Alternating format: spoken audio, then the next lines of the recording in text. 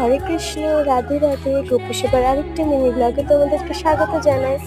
আজকে আমি গোপুদেরকে রাত্রিবেলায় খেতে দেবো ফেনা ভাত আর আলু সিদ্ধ মাখা। এই যে ফ্যান ভাত আর আলু সিদ্ধ মাখা ওদেরকে দিয়ে দিয়েছি, তুলসী পাতাও দিয়ে দিয়েছি, জলও দিয়ে দিয়েছি, এবার ওরা খেয়ে নিক।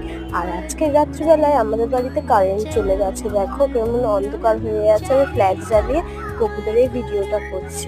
তোমাদের যদি ভিডিওটা ভালো লেগে থাকে তাহলে একটা লাইক করে দিও। আর সবাই হরে কৃষ্ণ, রাধে রাধে বলতে ভুলবে না যেন। টাটা, আবার পরে দেখা হবে।